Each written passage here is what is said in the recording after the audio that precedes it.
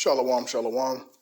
First and foremost, I want to give all praise, honor, and glory to the Most High God, Yahweh, Bahashem, Hamashiach, Yahushai. I want to come to you today with a quick lesson over some videos that's circulating in media, social media. I'm going to play two videos, short TikTok videos, about 1, maybe 2 minutes long at the latest. And a lot of y'all might have seen it. I haven't seen the actual video. I was trying to find it, but I couldn't find it.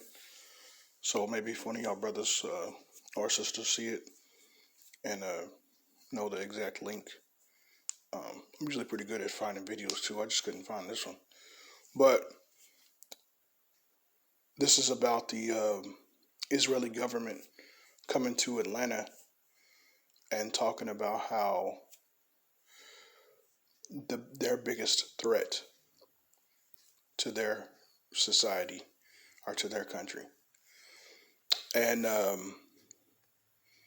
I'm sure it's got a lot of people scratching their heads. I definitely was scratching my head like, why would we be, the young black generation or the young black community, be the biggest threat to their society? And I seen, a couple videos on it. I even seen brothers do videos on it, but there's two that or at least one, I'm sorry, that really stuck out to me, and I'm gonna play it at the end. So the first one I'm gonna play right now, so that y'all can get a good understanding on what's going on. Of the Israeli government holding a private convention here in the United States. One of the people in attendance at this secret meeting was Judith Varney Shorer. She's a former Israeli consul general who was operating out of Atlanta. She was one of the main people saying that the biggest problem that they had was young black people in the United States. But don't worry, they've got some black leaders on the payroll. The major problem of Israel is with the young generation of the black community. The problem of Israel is with the young generation of the black community.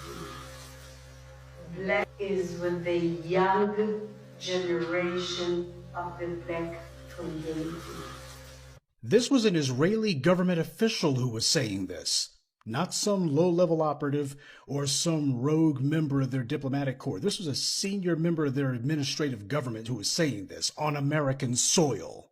Their biggest problem wasn't Hamas or Hezbollah or the Palestinian Authority or Syria or even Iran. She said that Israel's biggest problem was young black people in the United States.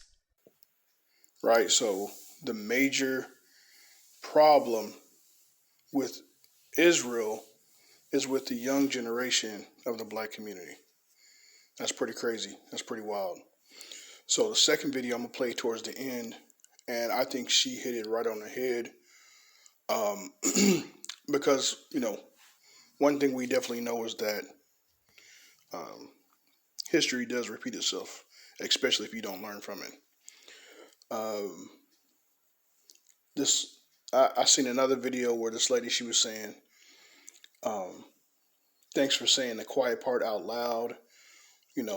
Of course, we are the biggest threat. If we were to come together, if the black community would come together, we would shut this down, 2 to 3 days tops, roughly paraphrasing what she said. So that reminded me of something I seen a long time ago, which was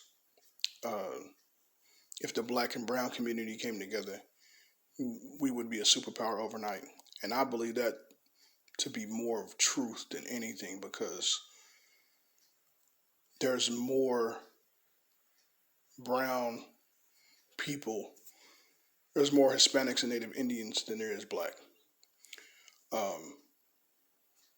And they do know how to govern themselves a little bit better. But nevertheless, of course, if black and brown, blacks, Hispanics, and Native Indians come together, Zephaniah 2:1, gather yourselves together. Yeah, gather together, O nation not desired. Now, if we did come together, yes, we would shut it down. It would be a shutdown. It would be I mean, there wouldn't be anything that we couldn't do, overthrow things and take over things. But of course, that's not how it's supposed to go. It's not supposed to go that way. Um, we still got prophecies we got to fulfill, things we got to go through. Jacob's trouble, things to that nature. But it's just crazy how a government official would come over to the United States and make the statement that the young black generation is the biggest threat. So I'm thinking, of course, because you got these strong Israelite men that are raising children, right, in the truth. They're raising children in the truth, right? They got, I'm talking about blacks, Hispanics, and Native Indians that are raising their children in the truth. And you talking about tongues of fire. These children are going to bring some fire to this world that they have. They're going to have to shut them down, right? So we're making noises right now. The Israelites is making noises right now, but the children coming up is going to be on a whole nother level. You know what I mean? Like we still suffering from the mindset of being governed by Europeans, to being taught by them in schools. These Israelites today, man, they're not sending their children through school. They got their spiritual glasses on, so they're not being fooled. They're not being tricked to what's coming down the tube. Just what's coming down the line. So we're being that filter for our children. We're being that filter for our children. And that reminded me, let me try to get this scripture real quick.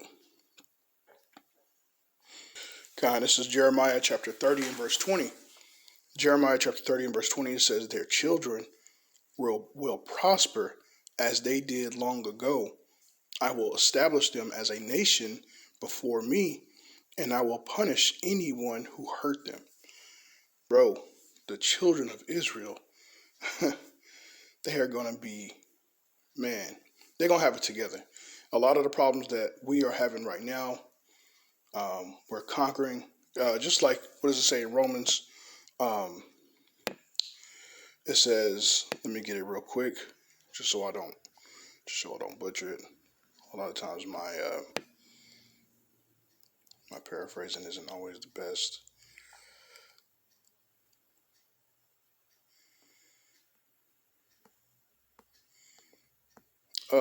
Romans 15 and 4, it says, whatsoever things were written aforetime was written for our learning, that we, through patience and comfort of the scriptures, might have hope. So the things that were written aforetime was written for our learning, right? And this is where the Israelites is getting their strength from the scriptures, from the Spirit of the Most High God. Our children are going to get their hope and comfort from the scriptures and from their parents, right? I mean, it's going to be, it's literally going to be something the world has never seen, right? It's literally going to be something the world has never seen. Let me get this other scripture. This is Romans chapter 9 and start at verse 25. It says, as he saith also in Osee, I will call them my people, which were not my people, and her beloved, which was not my beloved. And it shall come to pass that in the place that it was said unto them, ye are not my people, there shall they be called the children of the living God. There's not going to be any people on the planet like these kids coming up, man. I'm talking about man, I pray that I'll be able to see it. Man, I would love to see something that mighty on the earth. I know growing up, I heard that, there's never blacks in America had the most street leaders, right, in the world, that would speak out against oppression, that would speak out against just unjust things, right? So we wouldn't just really just take lay down and take it. So there would be, groups of men that would come up and talk and speak against the oppression that's done against them.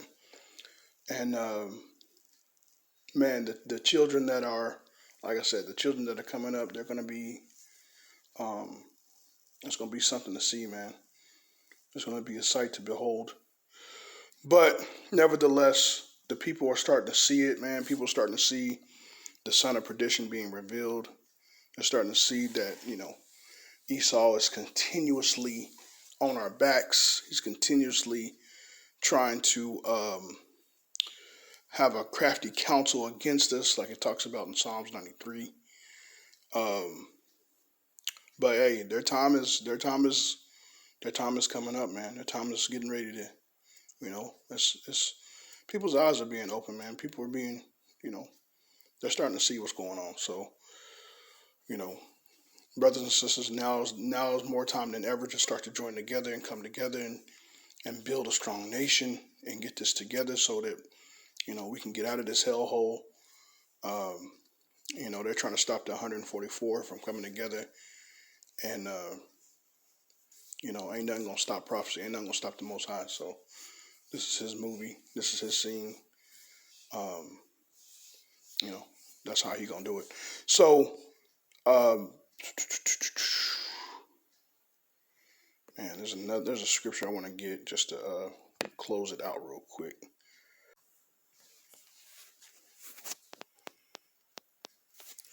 God, this is Daniel chapter 7 and verse 18. Daniel chapter 7 and verse 18. It says, "But the saints of the Most High shall take the kingdom and possess the kingdom forever, even forever and ever." So that's it's gonna be it's a beautiful time that we're living in, and y'all stay tuned, man. Stay occupied in prophecy and law. Hey, like Priest Sabak say, we got next, and we do got next, man, because the scriptures say it, more than anything. So y'all stay tuned. Shalom. The major problem of Israel is with the young generation of the black community. I wonder why Israel's biggest problem is the young generation of the black community when we're all the way over here. We don't have no land. We don't have no communities. We don't have no commodities. We don't have any resources. We don't have any bombs. We don't have any nuclear weapons. We don't have any missiles.